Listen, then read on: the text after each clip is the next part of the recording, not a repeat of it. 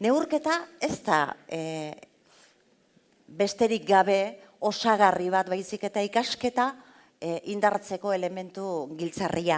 Eta neurketaz galdetu nahi diogu, ondorengo gure gonbidatuari. Izan ere, hizkuntza politikako sailburu ordetzan hizkuntza ikerketa eta koordinazio zuzendaria den Josune Zabalak azalduko digu neurraldia ere nola egin daiteke, ez da zerotik hasten bistan da, esaten da neurtzen ez dela existitzen. Eta adibidez hemen bertan Lasarte Horian ere, arratsaldean ezagutatu gogoratuko dugun proiektu baten bitartez ere egin zen neurketarako ahalegin handi hori, ezta? Irten Ermairutik erronkaren gainean, hain zuzen ere Pello Jauregik egin zuen ekimenaren neurketa. Bueno, hori nola txertatu, nola gurera ekarri, nola egin lortzen ari garenaren neurketa konstante bat. Hori da galdera modura behintzat neurraldia Josune Zabalari jarri diogun erronka. Hori azaltzeko. Behin honetara ezkero neurrialdia ere behar dugulako. Josune, zure txanda. Eskerrik asko.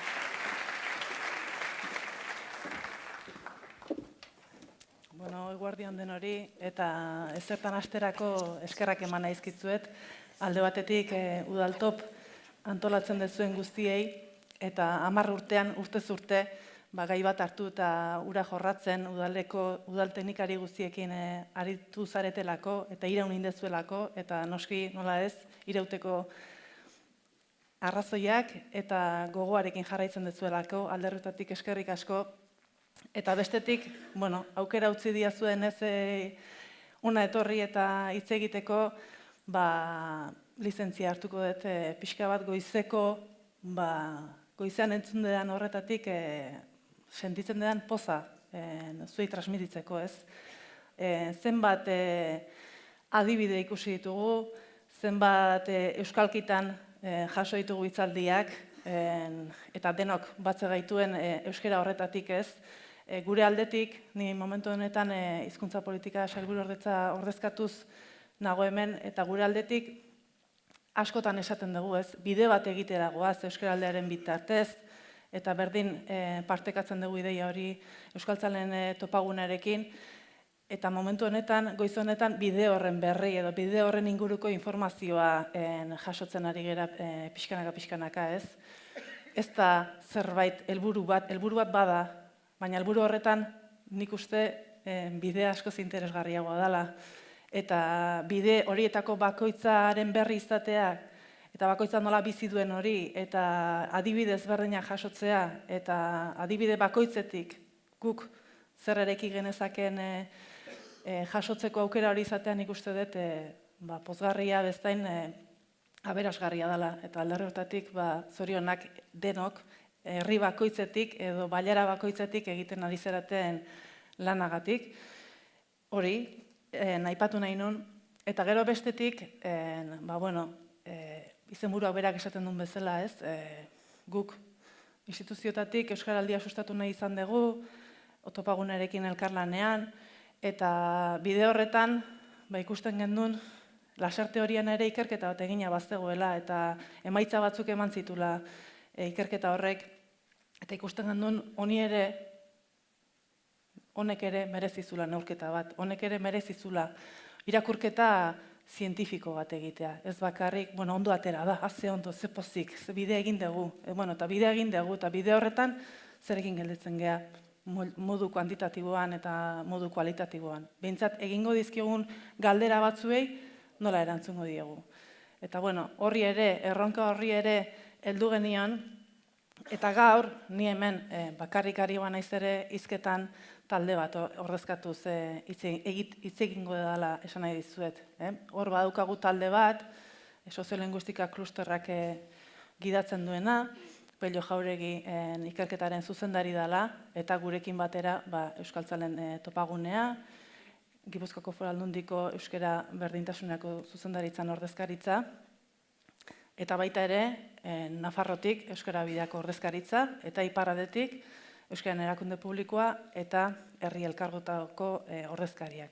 Gure artean pixkanaka ari gera ikerketa osatzen edo zigorratze bidean egon gera, eta momentuz zehaztu dugun ikerketaren berri emango dizuet.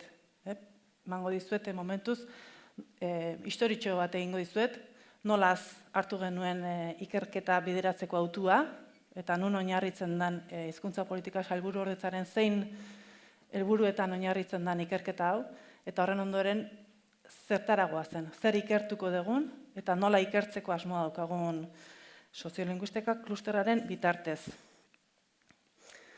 Bueno, lehen esan dizuet, guk esaten genuen, Euskaraldia, ekimenarekin bat gaude, bat gatoz. Ikaragarrizko dimentsioa izango duen, ekimen bat izango da. Euskal Herri guztia kontuen hartuko duna. Gure artean, iazko uztailean egindako hiruko itunaren harira, Nafarrok, Iparraldekok eta guk EAEkook gure artean egin genuen itun horren harira, adostu genuen elkarrekin egingo genituela hainbat eta hainbat ekimen edo ikerketa. Eta Euskaraldia zergatik ez? Goazen Euskaraldiaren gaineko ikerketa ere elkarriken egitera. Aurreko hitzaldia oso lotuta dago nik zuei gaur aurkeztuko dizudan horrekin. Lehendik, soziolinguistika klusterrak bazituen eredu batzuk aktibazioaren inguruan eta hizkuntza erabileran inguruan. Eta hori baliatuz, gure gogoa izan da Euskaraldiari hortik begira jarri eta hizkuntza ohituretan, hiztunen eta hiztuntaldeen hizkuntza ohituretan gehiago jakiteko ikerketa bat bultzatzea, eta ez bakarrik hiztunetan eta hizkuntza ohituretan. Baita ere, hori guztia bideratzeko talde mailan, antolakuntza mailan gertatzen den horri begira jartzea eta aktibazioari berari begira talde mailan edo antolakuntza horretan dauden gakoak, lehen esan dizkizuen horietaz gain, Euskaldian gertatzen diren horien berri ematea. Orduan, gure irakurketa zen, Euskaraldia ekimena neurtu, hizkuntza ohiturak aztertu eta gizarte aktibazioari buruzko gako jakinak topatzeko aukera paregabea ematen digula Euskaraldiak.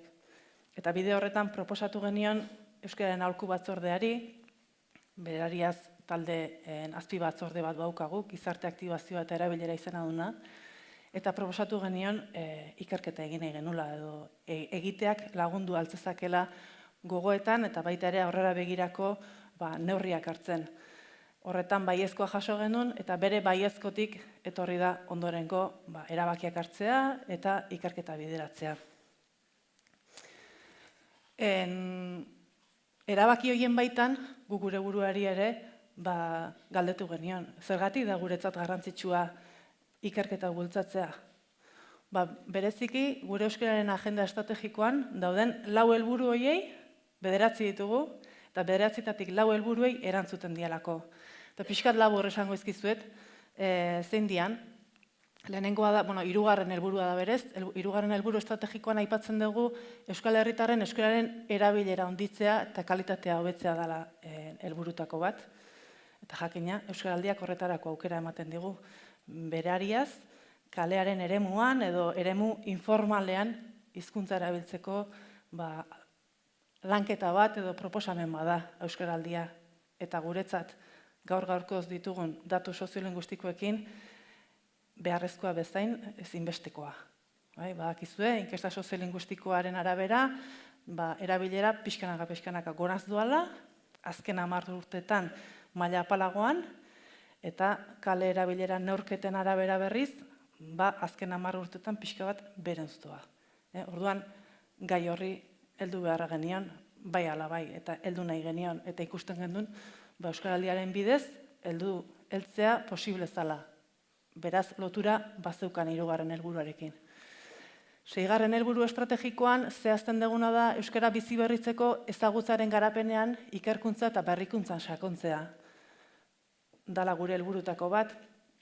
Eremu horretan, gabiltza klasikoa dian ikerketa eta berrikuntzan, ez? Korpusean, toponimia, terminologia, hiztegigintza, estatusean, euskararen adierazle sistema, inkesta soziolinguistikoa eta beste ikerketa batzuk bultzatzen ari gara, momentuetan hiztun berrien ingurukoa, edo kultura eta hizkuntzari lotutako beste ikerketa batzuk. eta Euskaraldiak ikertzea ere beharrezko ikusten genuen, ikerkuntzaren beharraren ikuspegitik. Mikel Zalbidek esaten digun horretatik, ez egin bai, baina beste hori ere, ez? Ildo hortatik ere orduan loturak baditu, 7. helburu estrategikoan, aipatzen duguna da, hizkuntza bizikidetzan oinarritzen den gizarte aktibazioa indartzen nahi dugula gure legealdian. Eta enuntziatuak berak esaten digu, ez? Euskaraldia horretara jarrita dago, eta horrekin zuzenean lotura dauka. Eta 8. helburu estrategikoan, zehazten dugu euskararen lurraldea osatzen dugun eragile publikoekin eta pribatuekin lankidetza berritu eta ugaritu nahi dugula. Eta euskaraldiak, hasiera-hasieratik, eman digu horretarako aukera, eman digu topagunarekin hitz egiten hasteko aukera, eman digu beste instituzioekin hitz egiten jartzeko bidea, eman digu Hiruko Itunaren bidez Nafarrekin eta iparraldekoekin hitz egiteko aukera, udaletxeko zinegotzi guztiekin euskararen gainean ardura dituzuen arduradunekin honetaz hitz egiteko aukera eta eztabaidatzeko, iritzia jasotzeko, bakoitzaren ezinak, bakoitzaren ilusioak, gogoak jaso eta erantzuteko aukera. Beraz, 4 helburu horiek erantzute zituen neurrian, heldu genion ikerketa ere egiteari. Eta zentzu horretan, antolatzeko modu bat diseinatu genuen. Lehen esan dizuet, Euskararen Aholku Batzordearen babesa nahi genuen, beraien baiezkoa, eta baiezko horretatik, Euskararen erabilera eta gizarte aktibazioaren azpi batzordean, momentu honetan jarraipena egite zaio gaiari edo bai euskaraldiari eta baita ere euskaraldiaren ikerketari. Hor ditugu aholkulariak, zuzenean gaiari jarraitzen diogun, jarraipen batzordea deitu diogunak, osatzen dugu soziolinguistika klusterrak, proiektua bideratzen ari den erakundea, eta berarekin batera, zuzendaritza lanetan, Pello Jauregi, denontzat ezaguna da, eta Pello Jauregi bideratzen du ikerketa, nola ez, Euskaltzalen topagunea, beraien beharrare badaukagulako datua jasotzeko, eta azkenean saretze guztiaren berri bera daukalako, eta horren ondoren baita ere diruz lagundu duten erakundeak, berdintasunerako zuzendaritza, Gipuzkoako Foru Aldundian, Nafarroko Euskara Bidea ere sartu zaigu, orain dela 2 hilabete, Euskaren Erakunde Publikoa eta Euskal Elkargoa, biak ere, azken hilabetean, eta gu hizkuntza politika sailburu ordetzan. Guk osatzen dugu jarraipen batzordea, eta lanak klusterrak bideratzen ditu. Ikerketa galderak, ze galderari erantzun nahi diegu ikerketa hauen bitartez? Bereziki, lehen esan dizudan bezala, eraldatze prozesuei buruzko galderei erantzun nahi diegu neurketa honen bitartez. Eta batetik, hiztunen erabileraz, gehiago jakin nahi dugu, belarri prestek esaten duten horretaz, edo ahobizik esaten duten horretaz, eta bestetik, antolakuntza mailan gertatu den horretaz. Baztanen zer gertatu da? Zer gertatu da Bamen? Zer gertatu da Zarautzen? Zer gertatu da Getxon? Zer diote antolatzaileek gertatzen ari danaz, aktibazioaz, prozesu horiez, bide horretaz, eta hortik zer atera genezake guretzat onuragarri, etorkizuneko mugimenduan jarraitu ezagun. Hori da gai nagusia, eta gai nagusi horri lotzeko, galdera gehiago jarri ditugu taldean, baina nik 3 murriztu nahi izan eta aurkezpen honetan. Eta dira, hizkuntza ohiturak aldatzeko prozesuak nola gertatzen dire hiztunengan eta hiztun taldetan.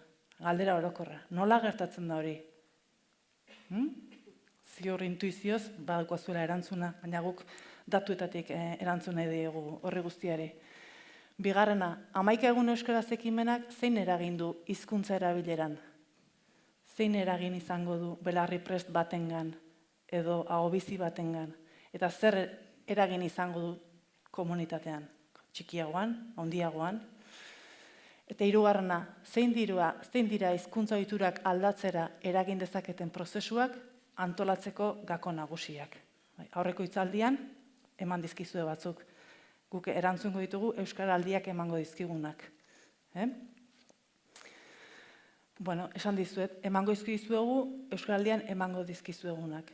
Euskaraldiaren ikerketak emango digu testuinguru jakin baten gaineko galderen berri. Bai? Ez ditugu erantzun orokorra jasoko. Pello Jauregik hori beti esaten digu, gure emaitzak izango dira euskaraldia lotuta. Bai? Aldi jakin baten gertatzen danaren berri emango digu ikerketa honek.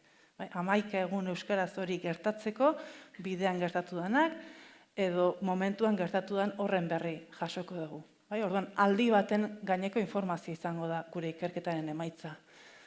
Pertsona jakin batzuek emango izkigute datuak eta informazioa. Eta horiek izango dira, belarri prestak, ahobiziak eta antolatzaileak.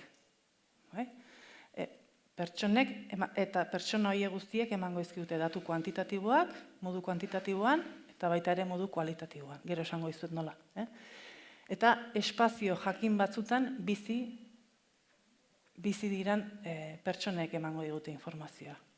Zergatik da garrantzitsua guretzat espazioa? Lasarte horian herri baten egin zen ikerketa. Guk Euskal Herri mailako ikerketa gauzatu nahi dugunez, izan genitun zalantza batzuk. Nola ingo dugu? Lurraldeka, Gipuzkoarrak, Bizkaitarrak, Arabarrak, Naparrak, Iparraldekoak, nola ingo dugu eskualde bakoitzako? Nola? Eta, gure erabakia izan zen muga administratiboak gainditzea, langa hori irikitzea, eta lehentasuna ematea gune soziolinguistikoei. Euskal Herrian, niri grafiko hau Olatz Altunak, soziolinguistika klusterreko teknikariak eman zian 2011 inguru horretan, asko gustatzen zait, beste gauzatzutarako erabiltzen dut, eta pentsatu dut honako ere erabiltzea. Grafiko honetan ikusten duzue, euskara gaitasun mailaren ardatza da horizontala, eta kalera bilerarena vertikala. Guk aterako ditugu datuak, lehenengo gune soziolinguistikoaren, bigarren gune soziolinguistikoaren, hirugarren gune soziolinguistikoaren, eta laugarrenaren arabera. Orduan, lehenengoan zein daude? Iruña, Sestao, Barakaldo, Getxo. Orduan, ematen ditugunan lehenengo gune soziolinguistiko datuak, ingurune horrek, ezaugarri horiek dituzten, gaitasun txikia eta erabilera maila bajua duten gunetako, Euskaldian parte hartu duten gunetako datuak jasoko ditugu. Bigarrenan zein ditugu? Bilbo, Ermua, Sopela, Errenteri, Donosti, Plentzia, Gorliz, inguru hori. Hirugarrengoan zein? Andoain, Urnieta, Eskoriatza, Hernani, Legazpi, Orozko, Zumaia, Gernika, Etxabaleta, Anoeta, eta laugarrean arnasguneak, lehen aipatitugun Paztango festazaleak, Aramaio, Zestoa, Ondarroa, Oiartzun, Oñati, inguru hori, horko datuak. Gure hipotesia da, gune soziolinguistikoaren arabera, informazio ezberdina jasoko dugula. Ezberdina izango dela hemen gertatzen dena, edo beste muturrean gertatu daitekena. Zerbaitegatik etxotarrek erabaki dute irribiziak egotea. Beraien testu inguruan oso zentzuzkoa da, bestetan ere izan daiteke, baina, eta uste dugu horrek informazio esanguratsu emango digula. Orduan, gero azalduko izuen nola jasoko dituen datuak, baina horrela emango ditugu emaitzak, guneka.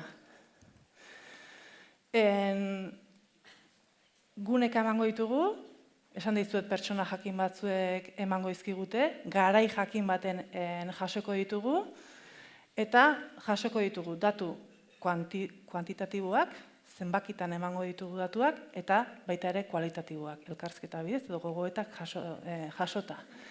Datu kuantitatiboei lotuta, eta horren aurretik zehaztapen txiki bat, eta nola egiten da hori dena, nola jasoko ditugu datuak. Horretan bereziki lagunduko ditugute topaguneko kideek. Topaguneko kideak daude herri-herri antolatuta dauden batzordeetako informazio badaukate eta gizabalebeden berri badaukate. Orduan, zer egingo dugu gero esango dizuet, baina ez dugu herri bat hartuko eta horretako datua jasoko. hartuko dugu gune soziolinguistikoa eta gune soziolinguistiko horretako lagin bat hartu, eta lagin hori ordezkatu izango da emaitzetarako. Bai? Beste modu baten esan da, hirugarren gune soziolinguistikoan baldin bagaude, urnietako datu batzuk, Eskoriatzako beste batzuk, Aretxabaletako beste batzuk, eta Orozkoko beste batzuekin batera jasoko dira datu kualitatiboak eta kuantitatiboak. Eta berdin besteekin. Bai? Nola egingo dugu datu kuantitatiboen kudeaketa?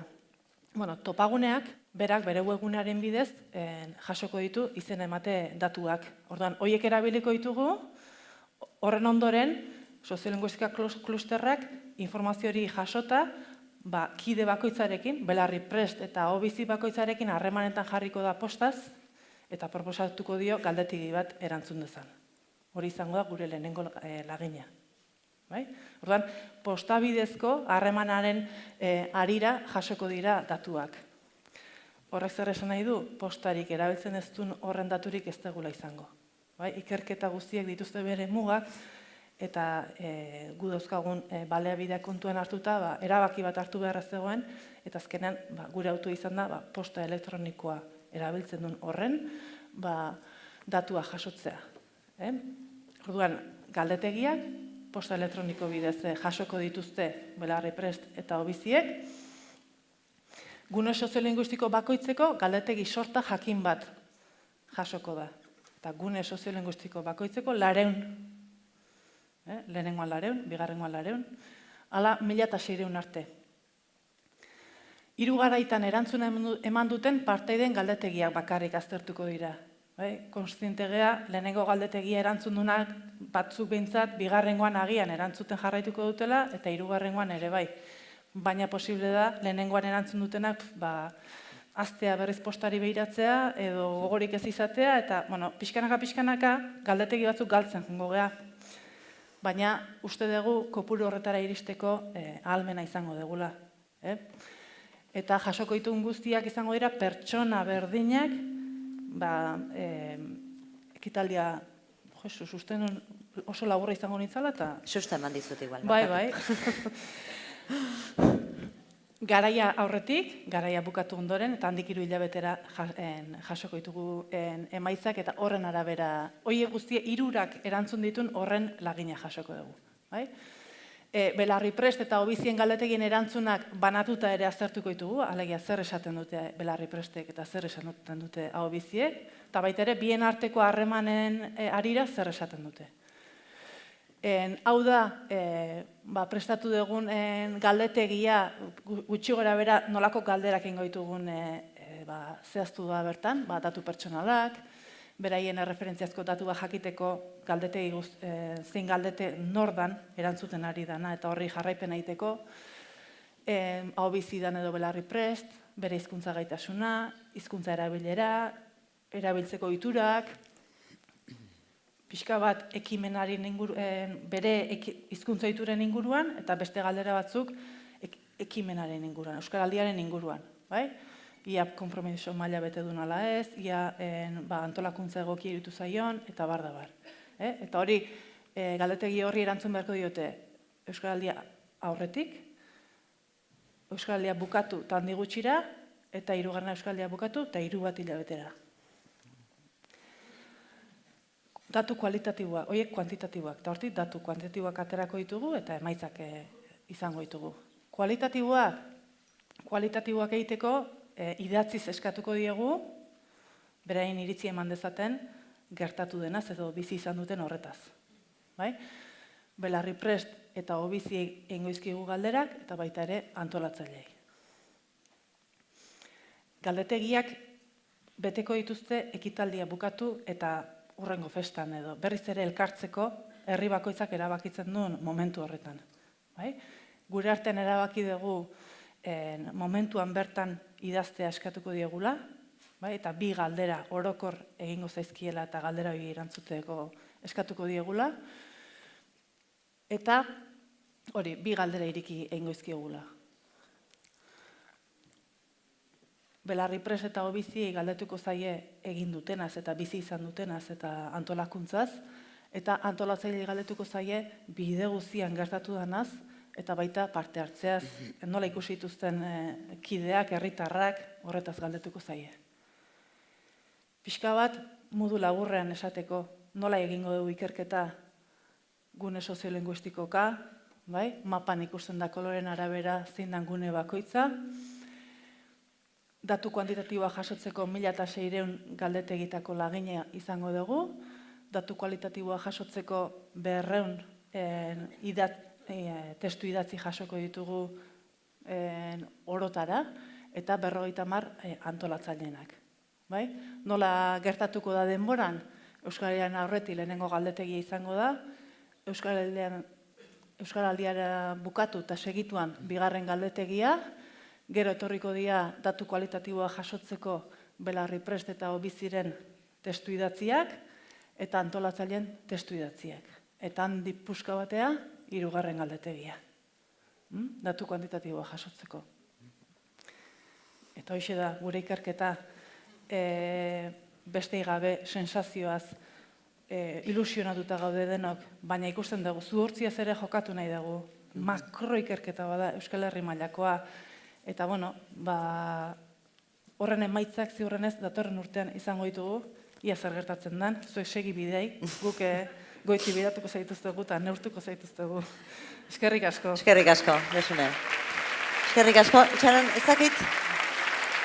Galdera.